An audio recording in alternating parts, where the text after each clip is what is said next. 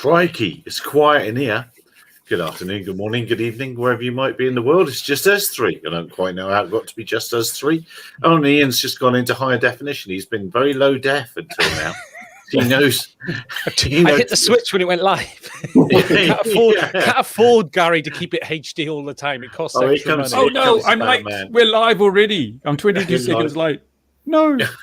Yeah, but you're in the future, so you're 22 seconds ahead. Oh, I don't know, something like that. I've got to put DJI FPV in this because we don't talk about anything else anymore. This is the DJI FPV channel. It would appear, as would many. FPV? What is this? Oh, goodness me, I'm getting bored. I've got one here. Look, I've got one. DJI's latest drone. It's fantastic. You've got the secret one.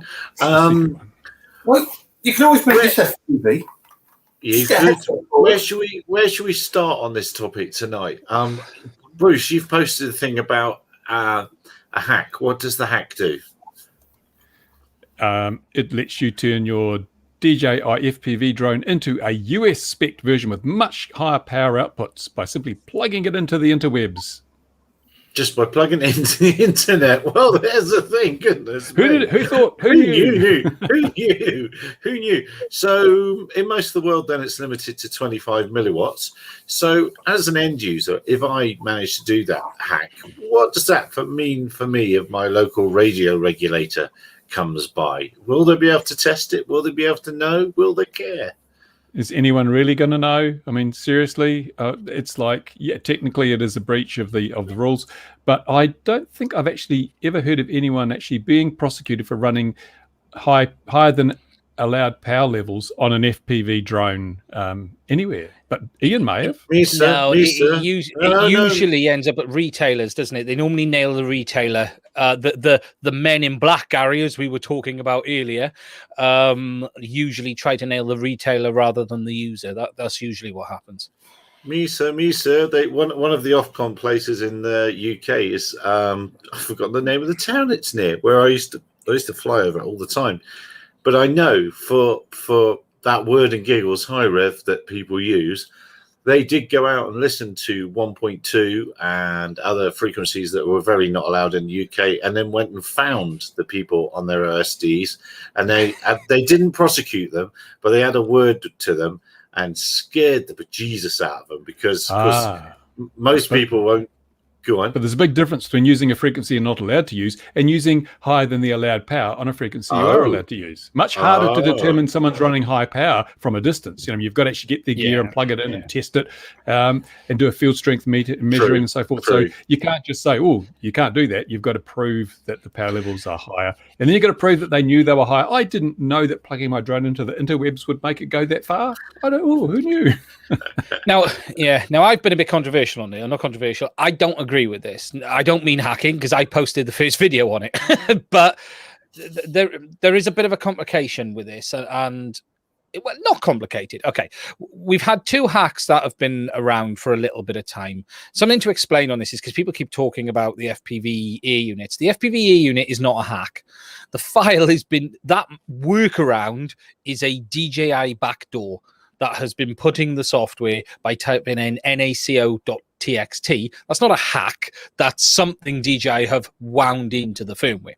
However, for some time, there's been a cat and mouse game on hacking the DJI apps for all of the RTF drones. And the FPV drone works basically the same as the Mavic Mini 2. In that sense, how to get the FCC mode is the same process. It's if anything, it's using the same autopilot software as the Mini 2, just a bit tweaked. Now, there's been two groups of people who've been playing at this on and off for about 4 or 5 years. It started long ago with KF himself, the OGs, and the more recent one, you've had Drone Hacks, you've had a couple of others. Now, we've got a website that's popped up this week that is now offering this for free. The others have charged for it. Now, people will say, well, why are they charging for hacks? Now, what people have to understand is that FCC hack took 6 months to make. I know because I spoke to the guy who did it. And whilst they're not there to make money, they're there to cover the cost of the hardware they need to be able to continue to do it. Now, this UK site that's popped up appears, and I will use the word appears, from the information I was given, to be very, very similar to what the Russians and the drone hacks guys were doing, in the sense of it doesn't appear they've hacked it themselves. They've just taken what is being done in those hacks and replicated it on a website, and now they're on about building an app, and that's okay. Look, there's no honor among thieves, as I've said out there. However, what we also have to understand is this isn't as simple as this will last forever. DJI will most likely close this again in the next firmware update. They do this from time to time. And my only concern is if the guys who really develop these things are no longer willing to do it because it's being given away for free, then we all lose. And that's sort of where my stance on it has been. Well, I disagree, because these guys that have developed the hack and charge 25 euros or whatever, this is a business to them. This is their business. They're making money out of this. It's not a hobby. They may say they're just recovering costs, but what cost? The cost of living, which means you are earning a wage. It's a business. So I look at it and say, well, this is a hobby, and I quite like it. I try and donate as much as I can to the hobby. I don't try and recover my costs, even in most cases. And the fact that you can do this through a Chrome browser shows that it's a very, very simple hack. It's probably just uploading a couple of sentences of data. You've got to know what those are. Of course, that's the hard bit, yes. Reverse engineering. Yeah. But by the same token, the company that's reverse engineered DJI's protocols and things can hardly complain when someone reverse engineers what they've done. It's like, no, and that's why I said there's no honor among thieves. Let us be realistic. But and the thing is, you say about future updates, who on earth is going to be stupid enough to connect their DJI FPV drone to the internet after they've done this? I'm never going to update the software in mine. Go twice as fast, twice as high. But what DJI have a habit of doing, and this is where it gets fun, is they introduce the next feature you want to have, right? Yes, they have they've played this, and they're very good at this cat and mouse game. They've been doing it a long time, and what you end up having is a big firmware update that has something where you go, well, I really want that, but it will it have stronger arms? Can they make the arms stronger? I'm not sure that can be. It's a tough one to think. My point is that there is no win here in the end, in the sense of someone loses somewhere, whether it be the community, whether it be drone hacks, whether it be others. And, I'm not affiliated with any of them, but what I have seen is a group of people who've been involved in this for a long time.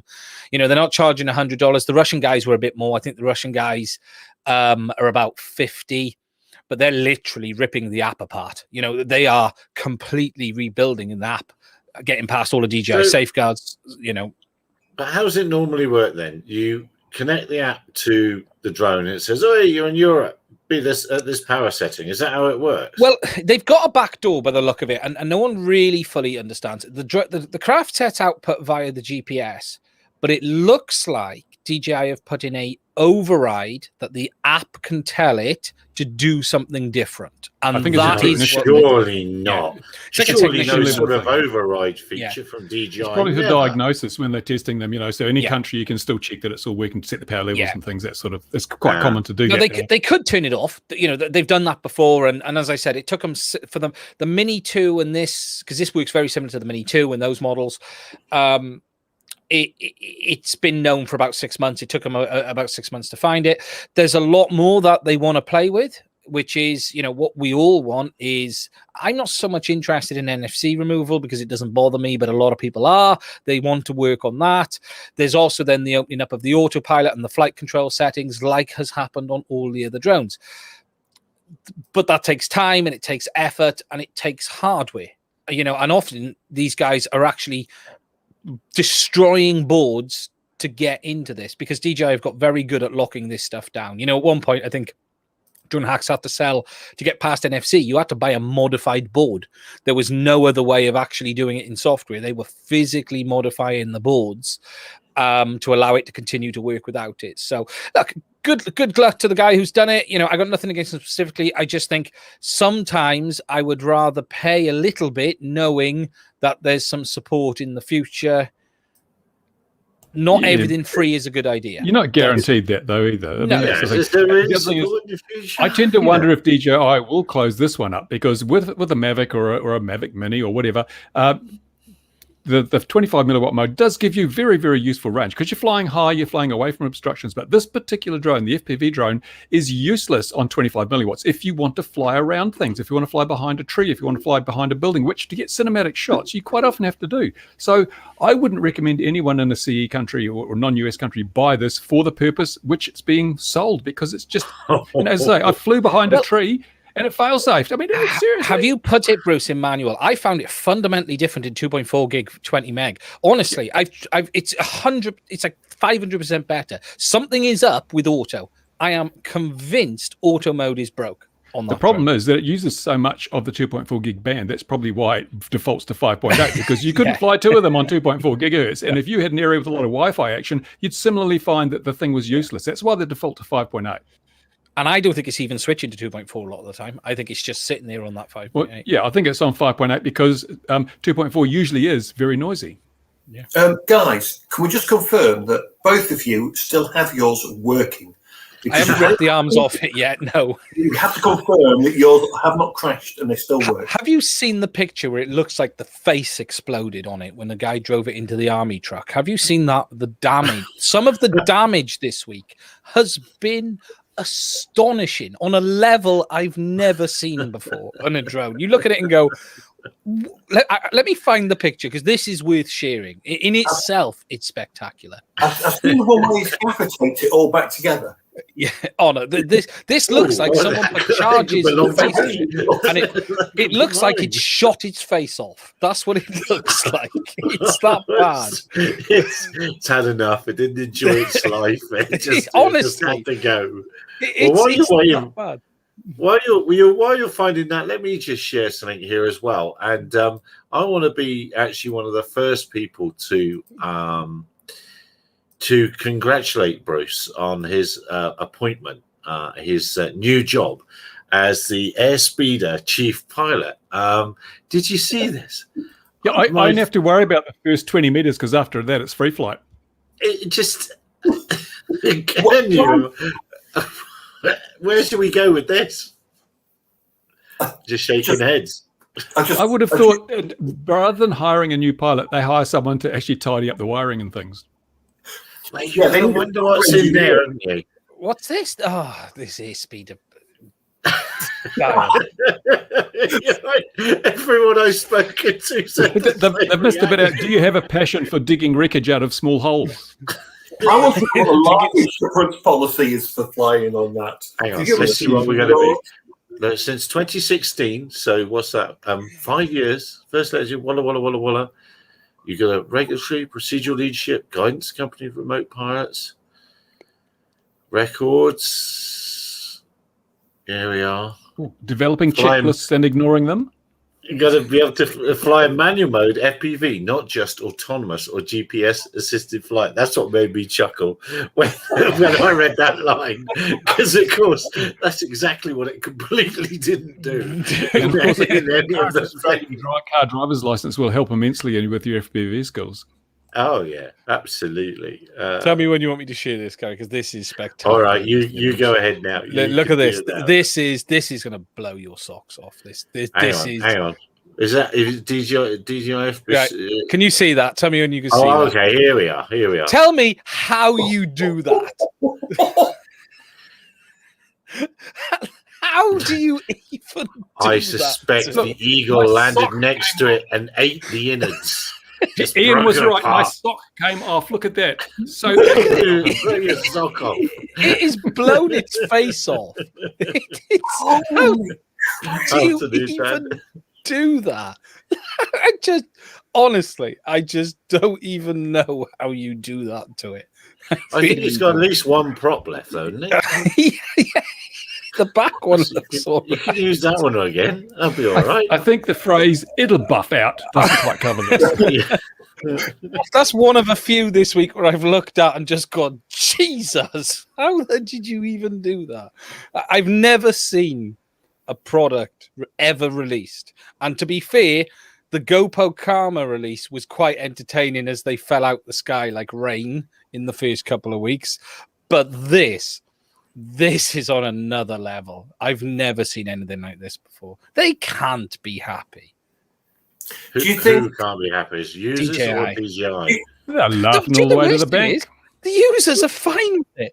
Everyone's like, "Oh, I put in an acro mode for the first time, and look what happened." And you're just like, "What?" You think DJI will turn it into a modular unit then, like so you can replace the arms easier, or they're just for version 2, or they're just going to go with the money? No, they can't because it's already overweight. If you start making it modular, the weight goes up again and it flies like a small windowless building, and it would destroy what little flight characteristics it Mark, has. if you want to make money, right, what you do is you sell a product for $1,300. You then convince people into spending another $250 on an insurance plan that they've got to give you another $230 to actually claim on. That's how you make money. And then convince them that it's got this fantastic mode, but you need to be really careful. And then when they smash it up, they'll all realize it's their own fault because you did tell them to be careful. And then you'll happily give them another $230 and get another one and use the words, "Oh, I just crashed it again." Because that's I wonder how many of those who've crashed their drones don't have an iPhone, therefore can never use the simulator because it's only on iPhone, it's not on Android. It's weird, isn't it? Well, did you see the chap going into the sea evening, Mac? I was typing out evening, Mac. Did you see the chap in the Florida FPV meet or whatever, just diving in the water, quite a few meters out in the water, and one of the chums that was at the meet managed to wade in and get the thing from however deep it was, but of course completely toast. But everyone was yee-hawing that, and stand by. Hold my beer. Hold my beer. Well, exactly. That's the old man warning from me coming there because here I'm tutting. Because I'm just thinking. In Florida, you wouldn't want to go into a lake and get it, would you? Well, come on, it's not that bad. Crocodiles. Politicians aren't in the lake at the moment. I don't know about Bruce, because Bruce follows a lot of Facebook as I do. I've not seen one person complain about crashing it. That's the strangest part. Everyone is like, "Oh, I smashed it up." Well, that's what the guy in Florida was like. And I was thinking, I don't have the money. That's the old man in me. I don't have the money to stuff that sort of thing in. I couldn't laugh it off. I couldn't laugh it off. Would you have bought it if you didn't have the money to repair it? I don't think you would have. Yeah. No, you're right. You're exactly right. You're exactly right. I was flying with my chum today who bought his new LiDAR out to play, and that was an awful lot of money. And another chum came to watch, and I just said, "Well, I just don't have the nuts to do it. I don't have the nudges to fly that amount of money. I just don't. I couldn't. I would be terrified." I think the thing is with the FPV drone, it's not even hard not to crash. People just taking stupid risks. The reality is you can do flips at 30 feet. The bloody thing hovers like a wing. It doesn't even drop. You can do a flip and it'll sit there pretty much anyway. So they're making silly mistakes. You know, I'm still convinced DJI have done something on the autopilot to stop it dropping as quick. Something, because I don't know if you find it, Bruce. It holds. It does. But the problem is, I've seen quite a few crashes where people are doing flips and they're holding the inverted, normally get hang time, and it doesn't have hang time because that extra thrust just sucks it into the ground and it comes in upside down, breaks the arms off. And it's got 700 grams of weight behind it, and 800, almost 800. Don't you understate it? It is heavy. It is heavy, and that mass has to go somewhere. You know, pesky old physics again, eh? Just can't get around it. It's interesting, but I'll say this: it's the one product I've flown the most in the last 3 months.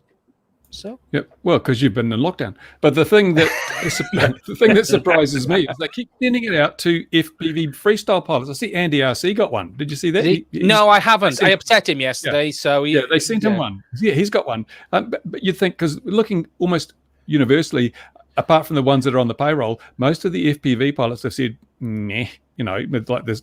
The traditional FPV pilots, and even Andy, he started his video by saying, "Buy something like this," you know. So, and the problem is hardly promoting the product. The camera isn't good enough as a filming drone. This is the problem. The camera isn't good enough, and it doesn't fly good enough. It's really hard to justify it, even having as like a cinematic, because it isn't good enough. And something interesting, you know, all of the rumors are this new Mavic Air 2S is going to use the FPV goggles. And this is where they'll get a bit smart. Watch it have most of the capability of the FPV drone, except having the ability to use acro mode, but have better image quality and be better cinematic type of FPV drone, and then everyone will sit back and go, that's slightly better at doing what this should be good at doing. Yeah, and all the people with the broken FPV drones will just go out and buy that drone because it's compatible with the goggles, and so they've sold 2 drones for the price of one. Because even Ash was saying, do we really need acro mode in this drone? Because on sport mode it goes fast enough and most people won't get into too much trouble. It needs a sport mode plus. The only thing I'd like to see is like a more bank angle in sport mode, or give me the option to kick it over more, just to liven it up a bit more. It needs horizon mode. Horizon, Yeah. so you can do flips, but it automatically writes. Yeah, Yeah. You need Sport Forte. That's what you need. Yeah, just something like that, and that'll be it. You know, I spent 3 or 4 batteries doing flips. It's boring after 5 minutes. Yeah, but your flying's boring anyway. Sport 40. Yeah. What a Sport 40? Forte means extra, more. Oh, okay. I was Sport, I thought I'd more never. of the same. Popular Plus. Gary, I just when they invented it. released I'm the just Fiesta, trademarking it. You can use it on a payment of appropriate licensing fees. what did they used to Oh, say on don't. cars? There's a story about that. On I don't want cars? to go there. Popular Plus, or used to have, what was it? They used to always use like these things on cars for the Turbo. extra. Turbo was the car. No, Turbo. Yeah, but that was a feature, wasn't it? But there was GT, Granada, GT, GTR, and you had all of these extra numbers. Well, you mentioned the goggles in this one. Yesterday, there's been lots of drones in my life this week. Yesterday, a chap tried to sell me an Agros or 2, or actually a group of farmers up here who asked me long just to sit quietly in the background. And I couldn't sit quietly from when this sales talk was going on. But one of the things that the chap who was selling them wanted was the DJI FPV goggles to be compatible with it, because they spend most of their time flying them back manually. They don't return to launch with them or return to home, because it just wastes so much time. So they whip them back manually, and they want the FPV goggles for it. So it is interesting that the goggles aren't universally compatible across the range. What's DJI? Nothing is. You know, they have the most segmented compatibility program, and this is nothing new. It's been like this forever. Segmented. The odd remote will work with the odd other drone, but it's not many. And it's, you know, it's always been the case. They don't talk internally. They don't communicate internally. And you get these mad situations of new products coming out with zero relation to the previous model. We even had the situation with the Mavic 2 had less features than the Mavic Pro that it replaced, and missed 2 or 3 of the main features users used. And that was because it was developed by an entire new team from scratch. And they went, oh, well, we haven't done them yet. And you're thinking, they should have been there from day one. You build upon your success, but they don't. What DJI do is go back to day one and start again. Well, must make their production cost, well, they sell so many, I suppose it doesn't matter, but must increase them. Well, I watched that video today again with the production, and have you seen the one with the production line on the Mavic 2s, and it's just robots, and you just remember that they are making iPhones. That's all they're doing. And I don't know if you've seen, I don't know if it's quite a nice transition actually into the enterprise announcement that they've ended support for a large number of enterprise products, or ending support for a large number of enterprise products Internationally. Yes. They've put a product life cycle announcement out, and for instance, the M200 series is going out of production, and they'll be ending support very shortly. With the M200 version 2 out of production in March 21, end of availability by the end of this year. Which products are you talking about here? It's a list of everything. So the M600 is going and gone. M200 version 2 is going and gone. A lot of their cameras are going. The XT2, and take the XT2. And that was released last year or the year before. End of production now. Stock runs out, and it's already end of development. And then end of service life is to be determined. But that will be in the next 12 months to 14 to 2 years. So that's support. So end of service life is they won't even repair it. So if we look at M600, which is a very good platform for a lot of people who still want the M600 series, the bigger one, end of 2021 and end of development. There's no more development on that product as of now. Mavic Enterprise Dual, Mark, end of this year. Going. Wow. Sorry, so the M210, is that including the RTK? Yeah, M210 series completely version 2. Whoa. M200 series gone. Because they don't want you to buy that, Mark. They want you to buy the M300, which doesn't suit your needs, but they don't care about that. They want you to. And what you've got to remember with them is they are making iPhones. The products have a shelf life of maybe 3 to 4 years max. And whilst we've seen it in the consumer space for a long time, just look back. Guys with Inspire 1s can no longer buy batteries right now. Guys with Inspire 2s stock up. Mark my words, because whilst it isn't on this list, it will end up going very quickly. Enterprise users, Louis runs his business off M200s. You know, well, I suppose this is the first company in our space, should we say, that has got to the success and size that it can start doing this. Everyone else is on to Model 4 or the new one or whatever because their production line runs for 5 or 6 years, and we've made something new, and they just move on. Maybe this is just a fantastic sign of the industry growing up.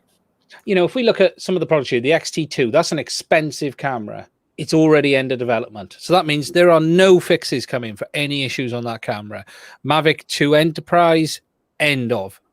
No more support. What about the Phantom? What a P4, the RTK? No, that's remaining, interestingly. And that's most likely because they haven't got nothing to replace it yet.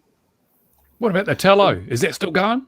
That's not officially a DJI product. Like if we see this, Matrice 200 series version 2 and accessories is no longer in production now.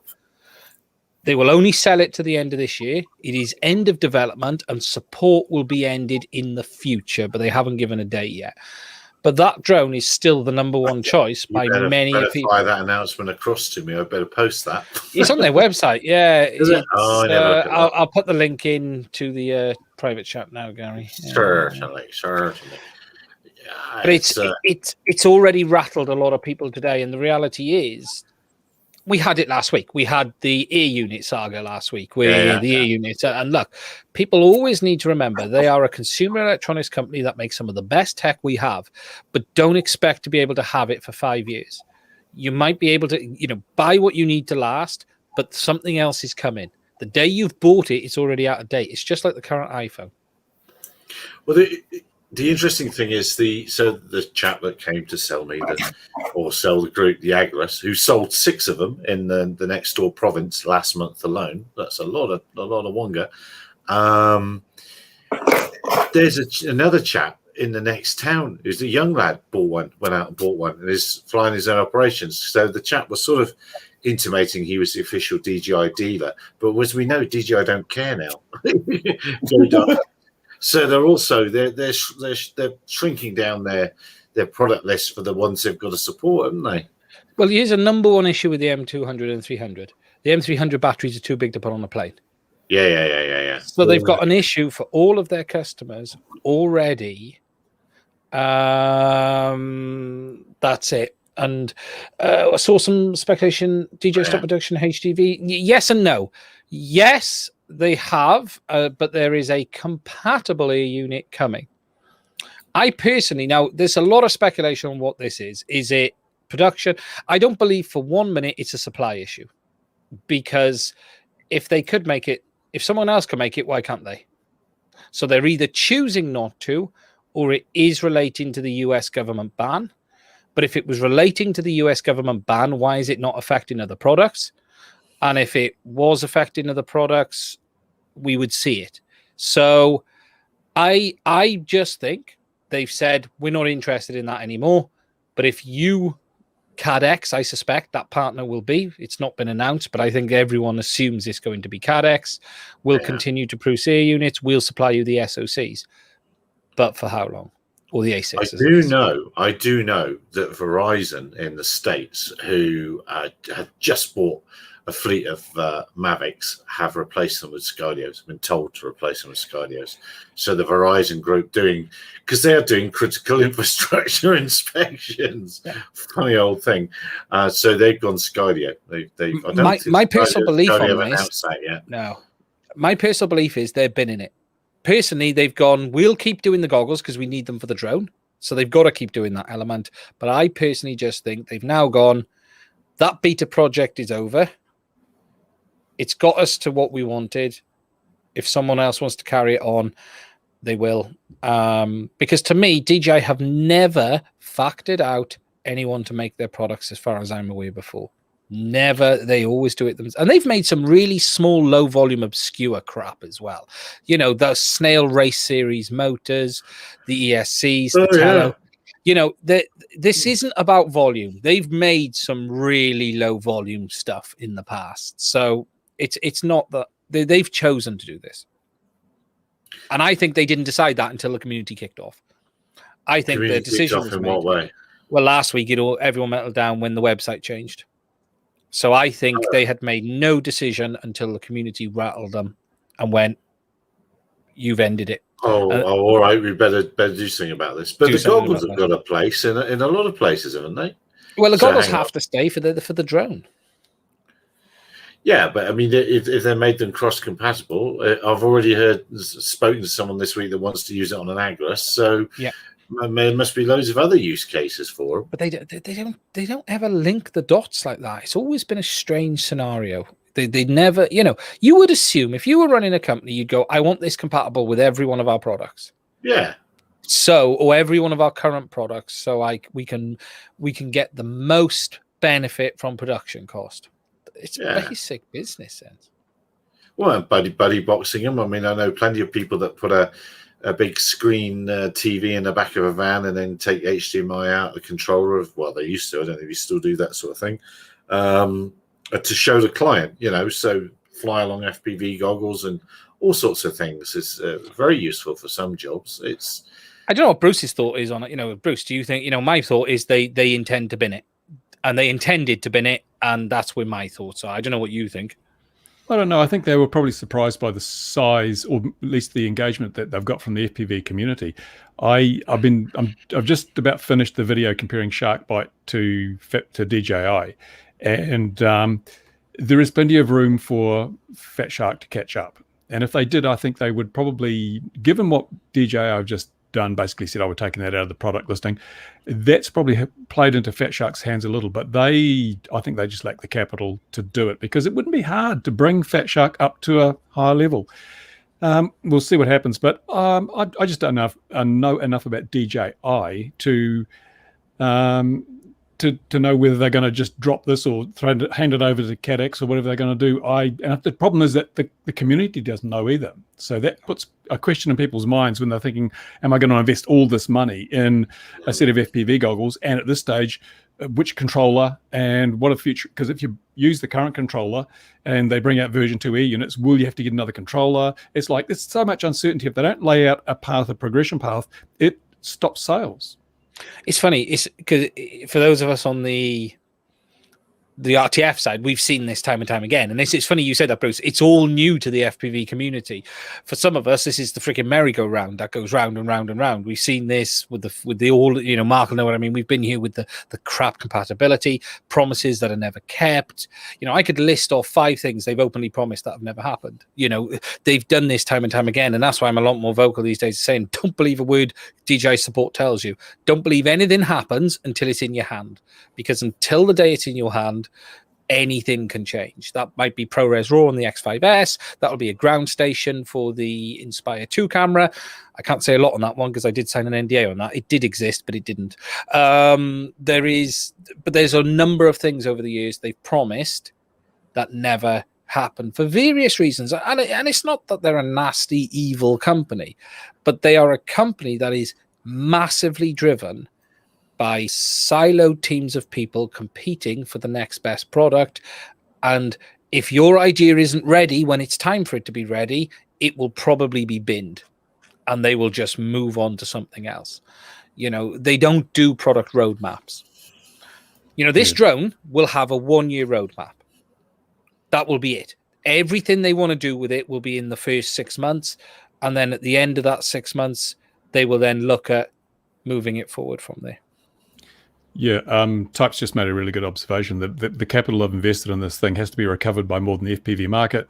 We've been wonderful beta testers to make sure this stuff all works and get the bugs out of it. But having said that, if we're not very careful as an FPV community, if we say, we'll just buy DJI and then DJI drop it like a hot potato, we're left with no digital system, because if Fat Shark doesn't have the sales, they won't continue along the line. Suddenly we're all back to analog. Woo, great You were days. nearly there, Bruce, as well. You know, you look at the amount of people who were jumping in, and suddenly when people saw this comment last week, you had masses of the community going, whoa, whoa, whoa, whoa, what are we going to do here? Yeah, I think looking closely at the Fat Shark system and going back and crunching the numbers, they're not that far away from a system that would be nicely comparable to DJI. They're missing two elements. The Fat Shark system is missing two elements that DJI has. One of them is compression.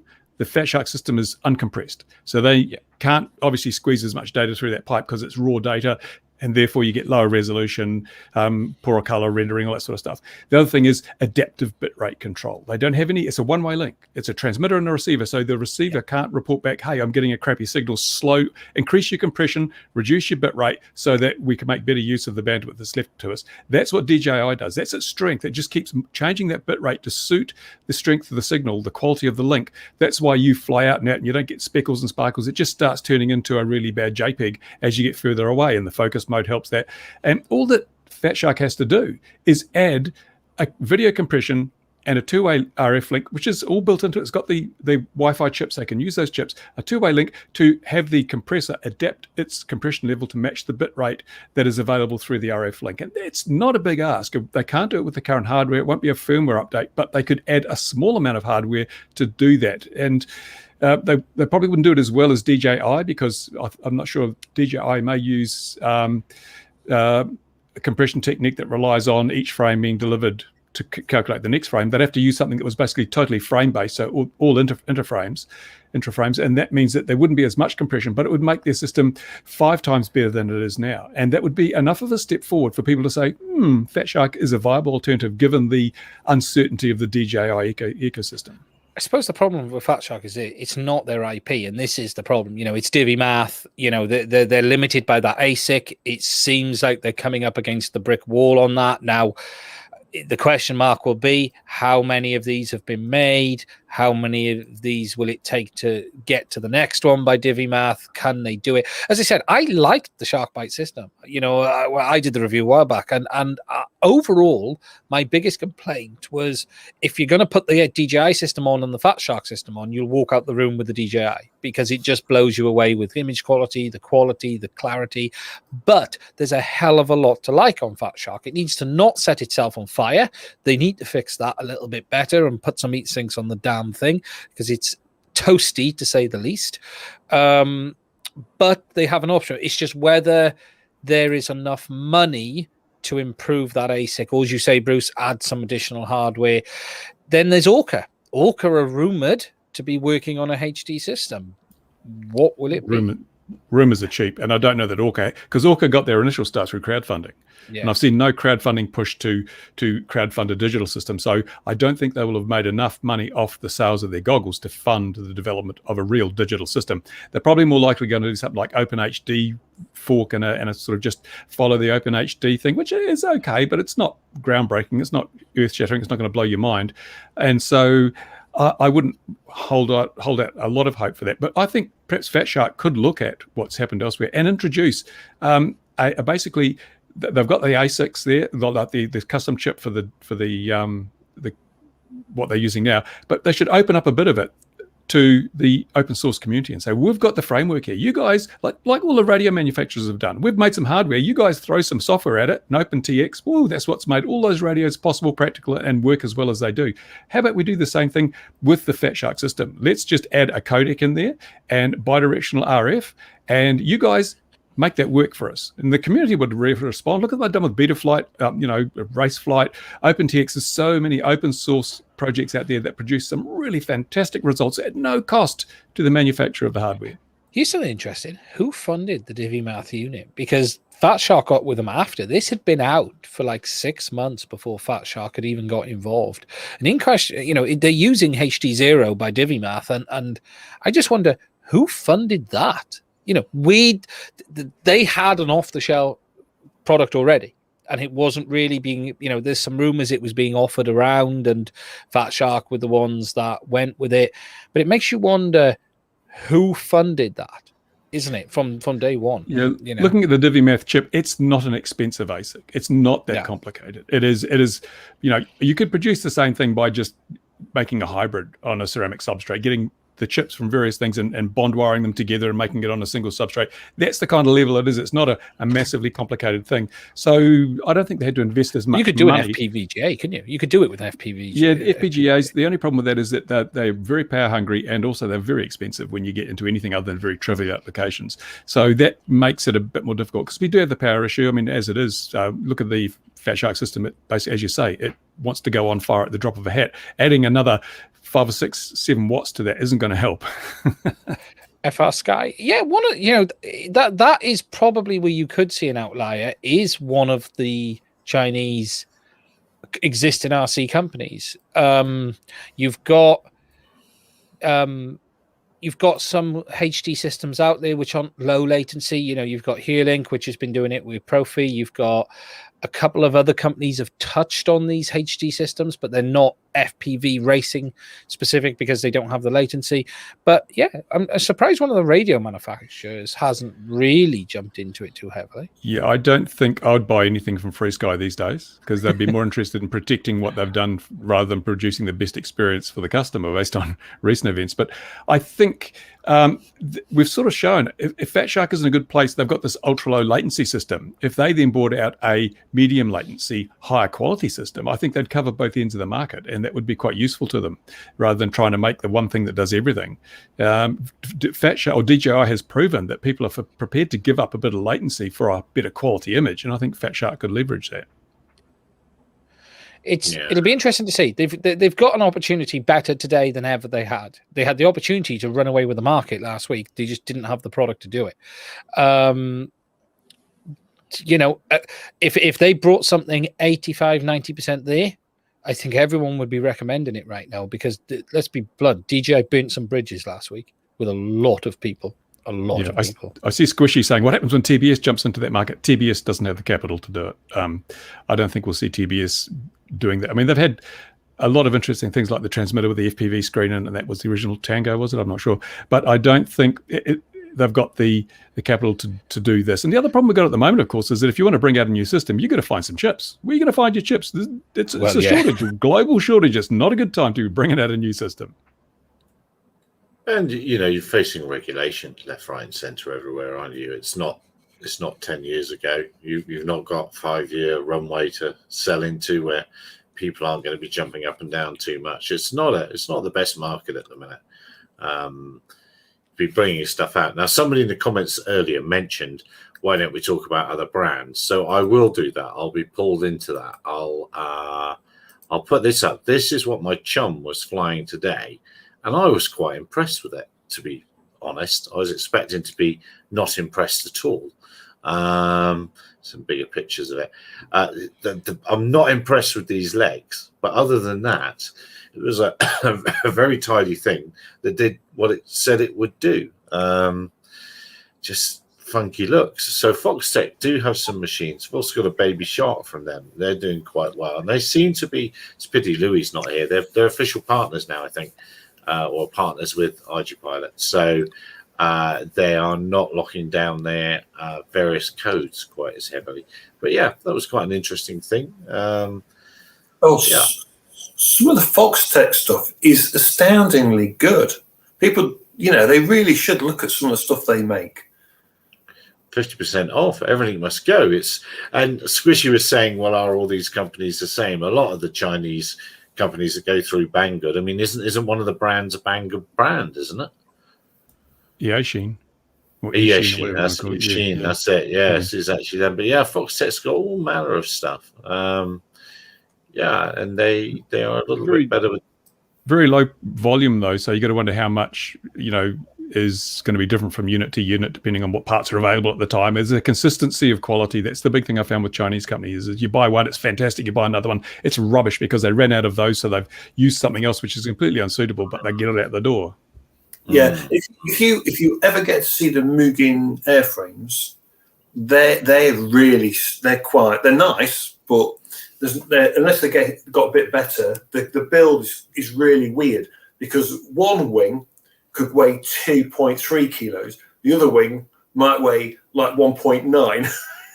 Yeah. Something's missing there. What's going on there, kind of thing. So yeah, you know, but Foxtech, they do the cameras, which is nice as well. So they do the Sony camera conversion for a lot of people for mapping. So you can get the A7 from them and stuff like that. That would be brilliant. That's really good when it comes to mapping. We have to get those. For me, what was the event? I've forgotten what event Bruce was talking about now. Do we know? No, give us more clues, mate. More clues. Yeah. What was he talking about? Foxtech's old school FPV. Yeah, it is. It is. I've still got a Foxtech Screamer. A Foxtech Screamer. Who remembers those? I don't. I'm not that old. It was a quadcopter with a thrust motor on the back to push it along. Oh, yeah. I do know, right? Yeah. Yeah, I remember that thing. I remember that. So, no more reviews then, Bruce? No more sort of reviews based on first impressions, because they can be misleading. And as I say, that really brought it home to me when I had that little transmitter. I thought, this is crap. And now it's my number one transmitter after 3 or 4 weeks of use. It makes me realize that you're doing the community a disservice if you just take something out of the box and go, well, this is great. It's got all these features. Go and buy it. I want to provide a more reliable type of review, as well as differentiating myself from the rest of the thronging crowd of reviewers who are all on Banggood's payroll. Yeah, FR Sky. Well, you better get an adult beverage and sit down. Yeah. It's quite a long tail. On you go, Bruce. Everyone just relax a while. FR Sky, they started out fantastic. Nobody to convert your old long wire radio into a 2.4 gig system. I tested it on the bench. I tested it in the field. It was fantastic. And I said, buy this. It's really good. And a lot of people bought it, and it was really good, and everyone was happy. And then, of course, as with anything that gets popular, especially if it's Chinese, other Chinese companies looked and said, oh, we could make compatible receivers for these things, and compatible this, that, and the other. So they did. And you could buy little D8 and D16 receivers from everywhere that were compatible with FreeSky. And FreeSky looked at that, and instead of going, wow, we're successful because imitation is the most sincere form of flattery, they said, how jolly dare they? How dare they make compatible gear? Let's change our protocols, not because it'll make the user experience better, but because it will mean that they can't make compatible receivers. And let's get into long range with a 900 megahertz, and let's every week we'll change the firmware and the hardware so that nothing is compatible with the previous versions, and so that everyone ends up with gear they can't even use anymore. And that's basically what FreeSky did. They said, well, we've made it, we're successful, to hell with the users and their experience. We're going to look out for ourselves. We're going to make sure that we design and produce stuff solely on the basis of what's best for us. And once a company does that, they're no longer a viable source of product in my book. You want companies that look and service the market. They realize the most important person is the customer, not the accountant that's sitting in the back room of their offices. I think part of the problem is on this is as well, they took the printer market. You know, a lot of companies have gone down this road. They'll sell you the product for as cheap as they possibly can, and they're hoping to make the money back on the accessories. You know, it's the old printering territory, isn't it? You can buy a printer for 30 quid, but it'll cost you 180 quid for 4 cartridges to top the bloody thing up. And I suspect there was an element of that in it, and they were trying to protect their revenue streams. And as Bruce says, that is where their interest is. They're only interested in protecting their revenue streams. But if they're doing that, they need to be more upfront about it, or we all need to pay more for the product up front. You see, this is one reason why I still fly for Taba radio gear, because when I buy that receiver, it works. I don't have firmware issues. I don't buy something and go, which receiver, which firmware, what do I need? No, I just buy it, connect it, fly. It's that simple, you know. But then you've got, why aren't you using Craft or Skyleader? Bring on Skyleader. Yeah, it's well, all of that and the computer radios and the programming of your receivers does open you up for all sorts of errors that you might inadvertently introduce into the system if you're not careful. So yeah, people do get a bit complicated about it all, don't they? Oh, here you go. This is Futaba. It depends really as well. Like, you know, it's the whole aftermarket battery thing. It's the whole aftermarket receiver thing. There are people who will want to stick with the home brand. for all of the accessories, the product they buy, and there are people who are looking for the next best, cheapest thing, and you know, manufacturers are always playing a cat and game mouse of we don't. It's, you know, they will say you only use your, you know, your product with our quality accessories, and they always find ways around warranties, and they always find ways around saying, you know, oh, it's not our fault because you used a third-party receiver or you used this or that. It's in many ways we're the victim of ourselves because we want the next best cheaper products, which forces companies into looking at new ways of finding revenue, which is the accessories. You know, the DJI drone, there's a reason that battery's $180, you know, or 170 quid. There's a reason for that, because they want to skim as much money off that side of it rather than the product itself.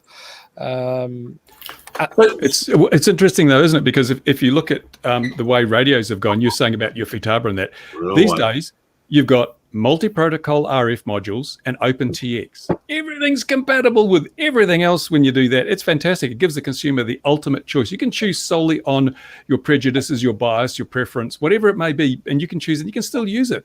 And that is the fantastic thing. That's why I'm looking Fat Shark. Maybe they should start bringing a bit of this open source stuff into their product, and that would actually gain a lot of community engagement. And if you've invested time and effort into something, you're going to use it. So I really think they should go that way.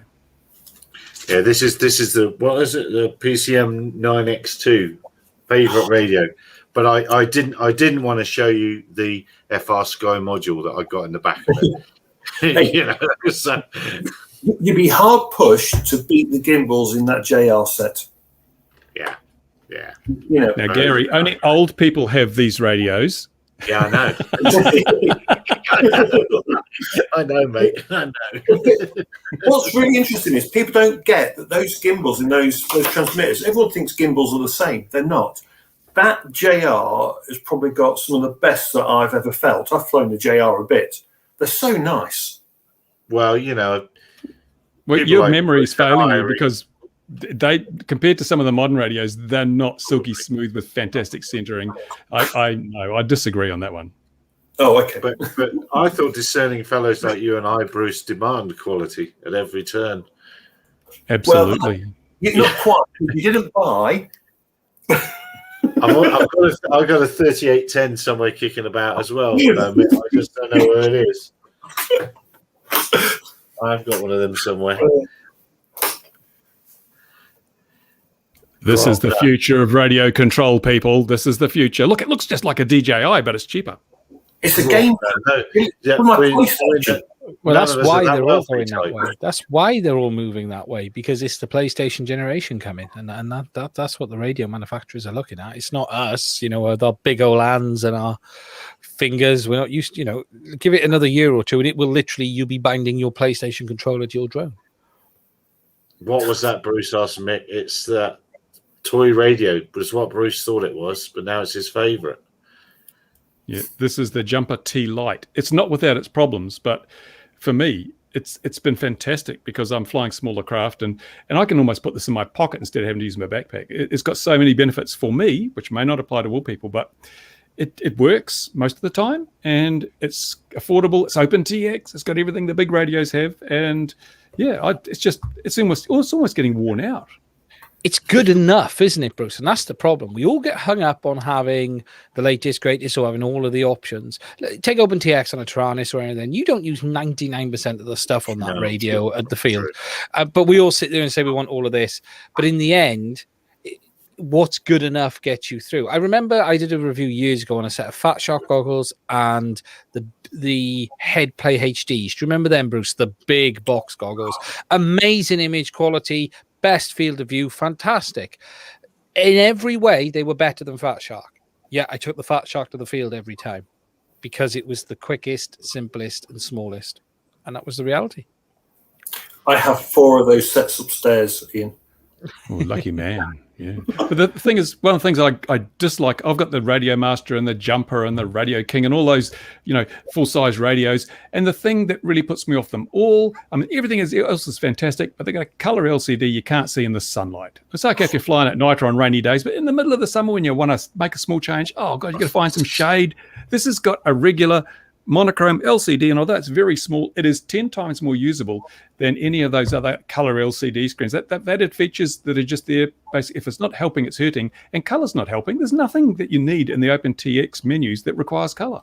I saw that today with the Hearlink, or I saw how you couldn't see it in bright sunlight. And as we remarked, it's obviously made for a Northern Hemisphere grey atmosphere. But it's we couldn't see anything on the thing today. But nice thing, nice radio. It's the first touch of a Hearlink that I've had actually, and nice thing, but can't see it. No, it's not so bad here. It's the same with all of them. Its brightness isn't much less. Okay, Crystal Sky is better, but even the 1000 nits Crystal Sky is still difficult. The 2000 one was burning your eyes out the back of your head.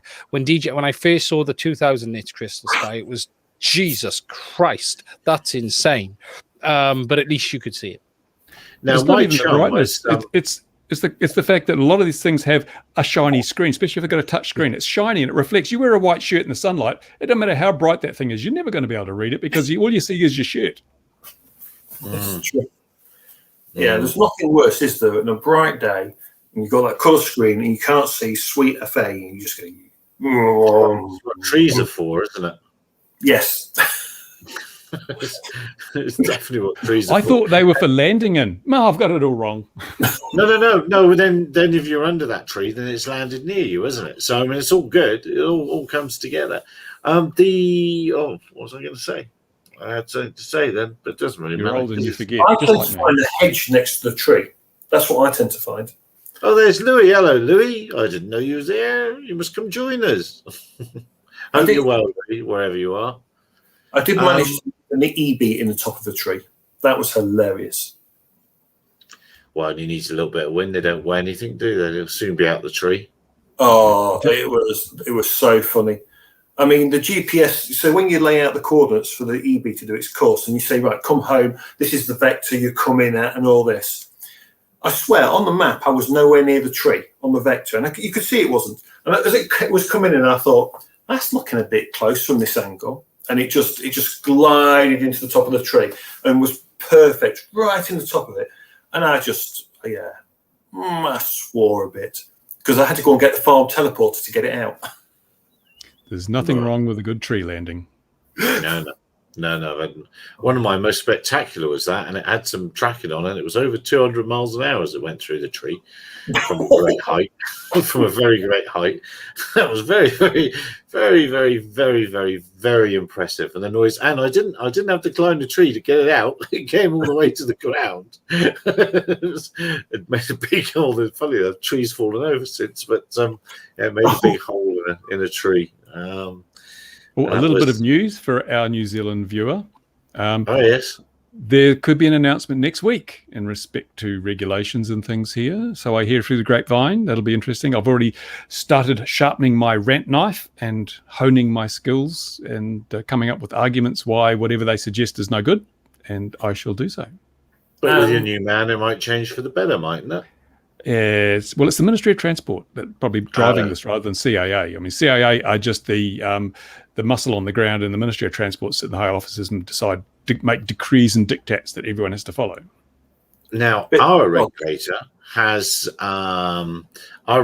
has discovered somebody was doing agricultural operations here with RPAS, and they didn't have what you're supposed to do after you do your flight training and all that. You've then got to have an aerial application license and things like that, or a ticket or whatever.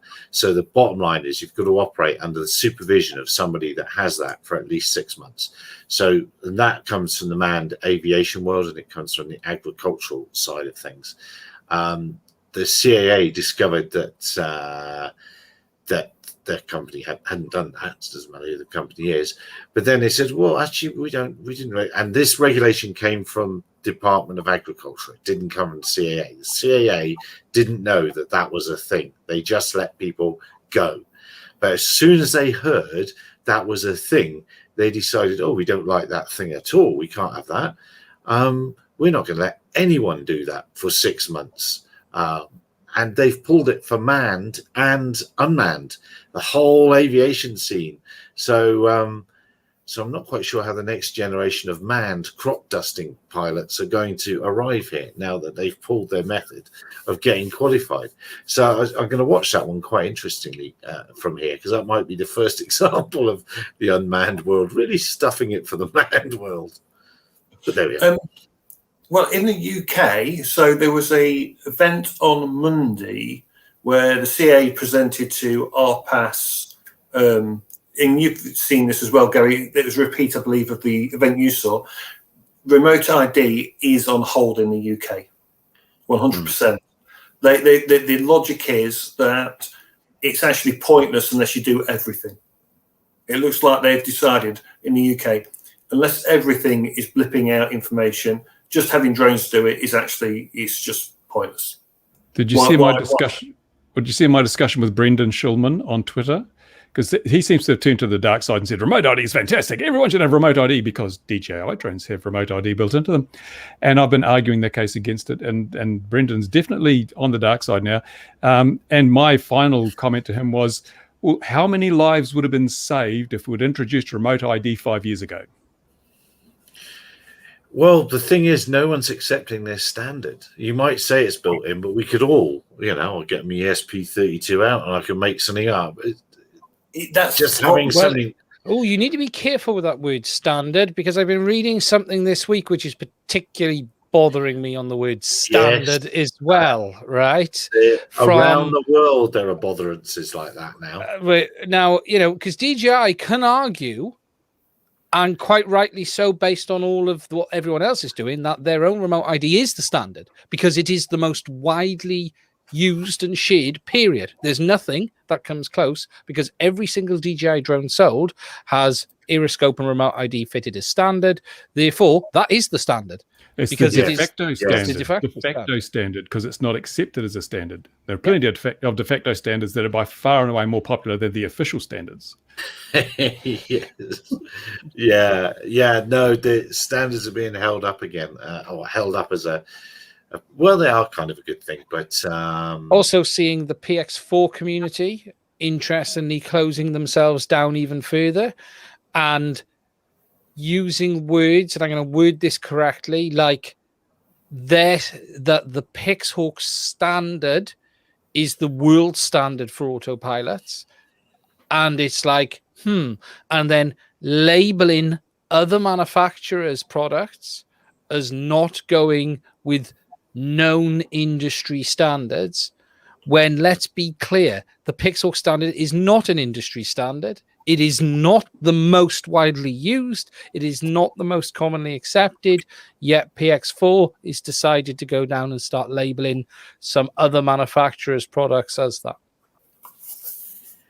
And claiming other features that have been written by other projects years ago. Somebody called me not a Luddite. What do they call me? They call me a nasty word on LinkedIn. Did they?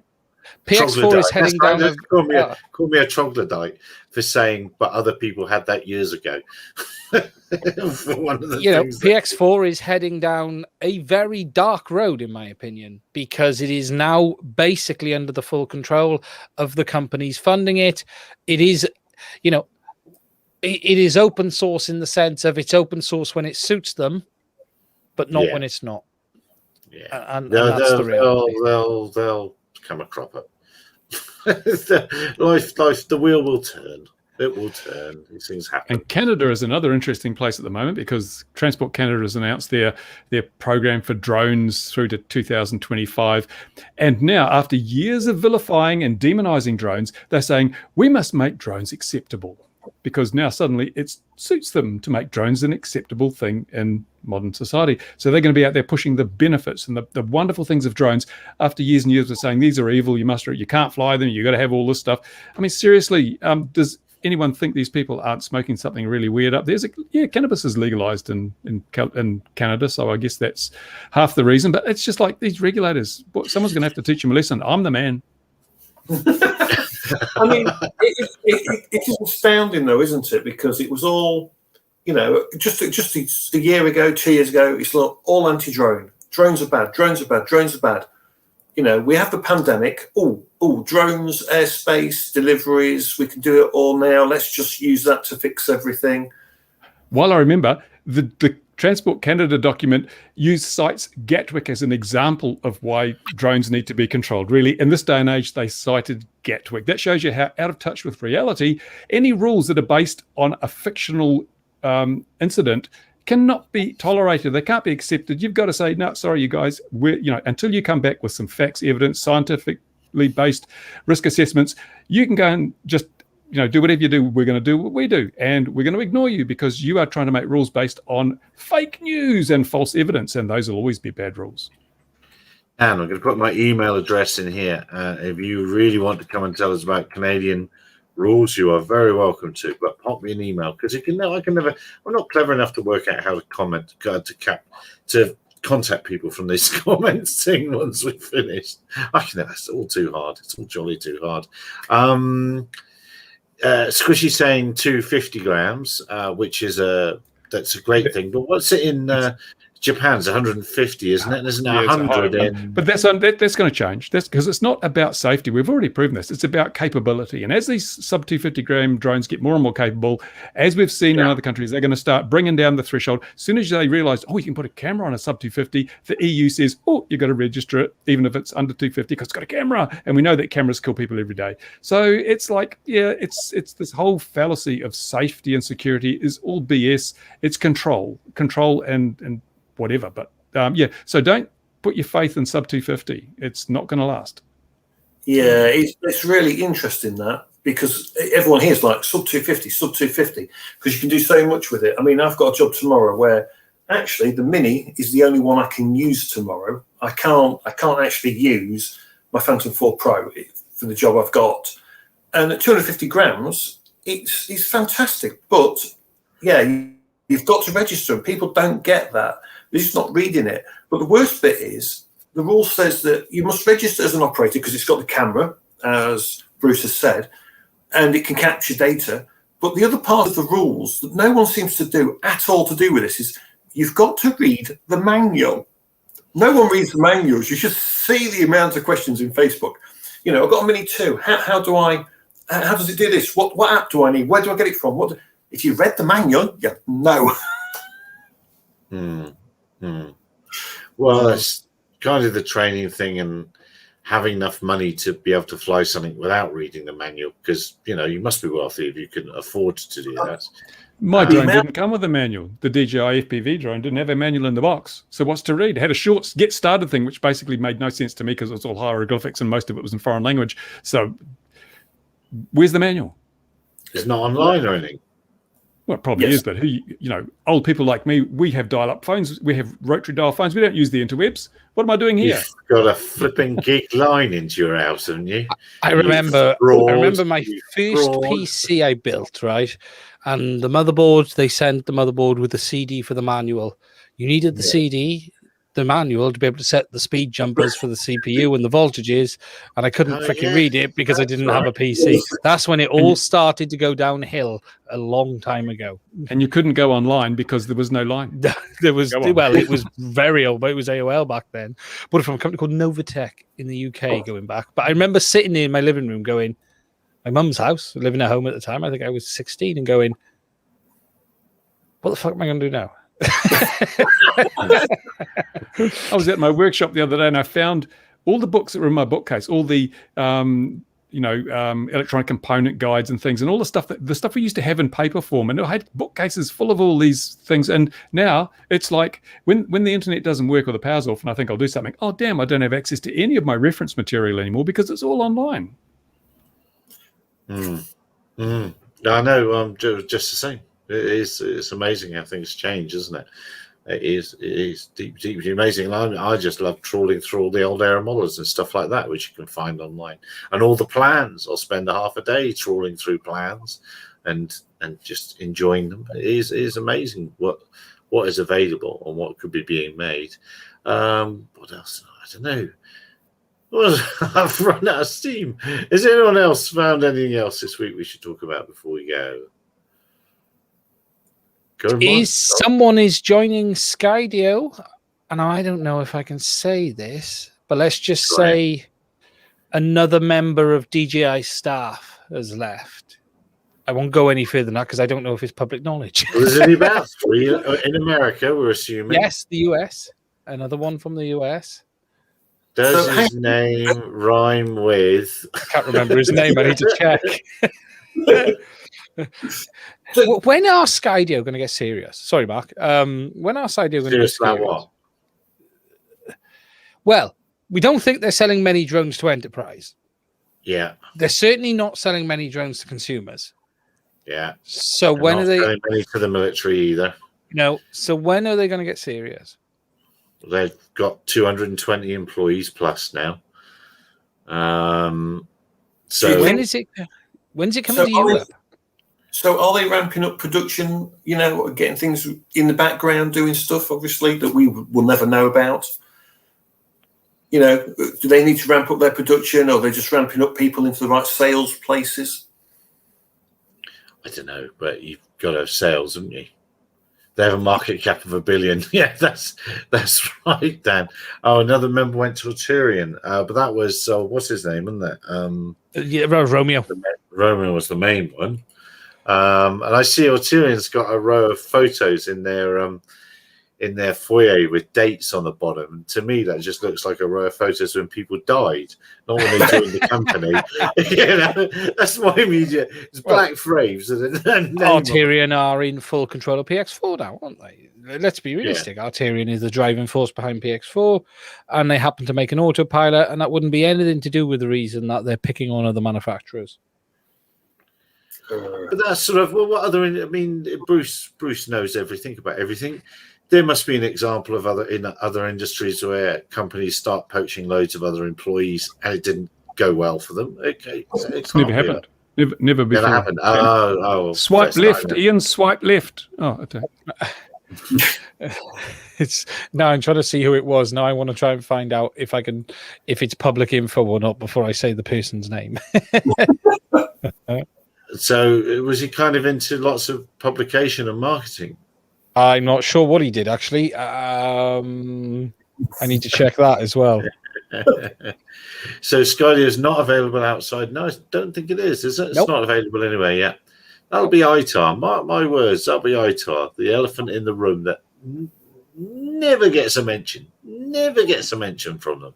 It must be public because it's on his LinkedIn page. Oh, go on then. So Francesco Toro. Okay. I know the name, but I don't know what he did. Who was a enterprise solutions manager at DJI and technical marketing manager for 7 years, and joined Arturian this month. But they've closed. They've closed America, haven't they? Yeah, for the most part. DJI. So yeah. You got Brendan, and there's one or two others, and they're all good people. I've had the privilege of talking to these guys. As much as been vocal in recent times about how bad DJI, it's not about those people. Those people are fantastic.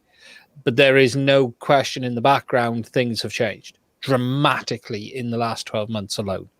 And all of the noises I've heard is they are not the same company today than they even were a year ago. Most of the people aren't even there. So that's the reason they're not the same company. yeah, because they don't work there no more. They laid off a third of their staff in China. That's the numbers believed, isn't it? They got rid of an awful lot of people. An awful lot of people. I'm typing, I'll ask it now. Dan, is there an ITAR equivalence or special procedure for Canada, being that you're just over the border? I'm just wondering about that. Still not in Europe, and Europe's a massive market. Let's be honest, Europe is a huge market. Yeah, but don't forget we got the upgrades we got the upgraded Predators in the UK, and we got a version of the Predator. Then there was a software upgrade, and America said, "Oh no, sorry, I can't have the software upgrade." Yeah, and besides which, the Predators I sent you only run at 25 milliwatts. Yes, that's right. The Predator at 25 frames a second. It's only allowed to do 25 frames a second as it moves through the air. So the Predators are coming to my airspace. There is a space proposal change for a 30-mile radius area in my neck of the woods. It's Europe and the UK is ripe for someone to come in and kick DJI's bottom because they've got no infrastructure. You know, they put all of their effort into the US, and they are heavily in the UK, especially based off dealers. If you look at the likes of iRed, Copters, that's all us getting DJI out the door in the UK. They've got no staff. They had one guy in the UK, if I remember, that was it. All it's going to take is one other brand to really go, we're going to do a big footprint in Europe, and they could lose Europe as well. And they're beginning to lose the US through various things. You know, this whole enterprise thing today, this whole, the recent changes with the government, the work, you know, the wall is falling. The wall is falling. That's a good line. I wish I'd known that was the last line. We could have ended on that. That'd been really good. Really, really good.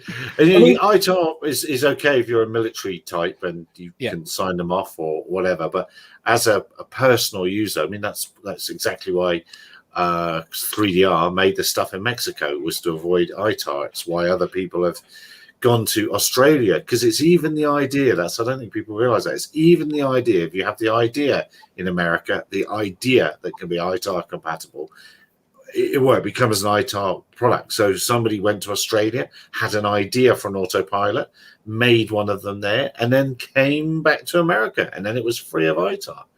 So it's, you know. What about the Parrot? Any news on the Parrot? Which particular news about the Parrot? Anything new on the Parrot USA model? Just wondering if there's anything new. You've heard anything new? I know they're getting them out the door, but I don't know how many. So of all the companies, that's my bet on the one that could actually get stuff to market, because they've made, of all of those, of the chosen 5, they're the only ones that have made a dealer products. But yeah, I don't know. I know where is Unique now? Where is Unique now? What happened with Unique? Because they're in Switzerland. They're in Switzerland. She went off there, or I don't think I know that. No, I don't know that. I don't know that at all. And they've moved in very closely with an autopilot manufacturer that you've mentioned before. Is it true that they're selling a lot of gear to the Swiss Navy? Yes, that's right. Swiss chocolatiers. It's the influence of altogether members from OpenTAs and microphones. Free members, free to get some speech to government. No, we'll leave that to our government communications department. That's Bruce, who you've had some lovely fan mail from your mayor, I believe. Oh, the mayor is obviously expressing her love for me in the way that girls do when they like boys, you know. It's hysterical. I really had love. Which is interesting, though, because we have an act in New Zealand called the Harmful Digital Communications Act, which is designed to stop cyberbullying. You're not allowed to say things like that through the interwebs. But our mayor, Queen's Service Medal, QSM, feels that she's exempt from that, as most politicians believe they're exempt from the rules which they impose on other people. Yes. Yeah. I would sue for libel or defamation, but she's completely right in everything she says. Well, that is the only trouble, isn't it? But the things I saw she'd written, children at school here. If I saw that message, they'd get into a lot of trouble with me for that. So, new disco, that's. I'm badgering my friend at Parrot for that. We definitely need a new disco. I see someone just flew an unfeasible distance on the thing. It's never been the same since John Travolta left. No, absolutely. Right, definitely deteriorating. On that note, does anyone else have anything else going once? Wasn't that enough? That was enough, and that's the whole reason that I'm bringing this to an end. It can only get worse from here. So, dear viewer, wherever you are in the world, wear a mask, wash your hands. Hopefully, you'll get the jab. Well, I think we're about 27 years at our current rate till we'll be done. So I'm looking forward to that in the 90s, whatever I'll be. And look after yourselves, stay safe. We'll see you again, similar sort of time. And bye-bye.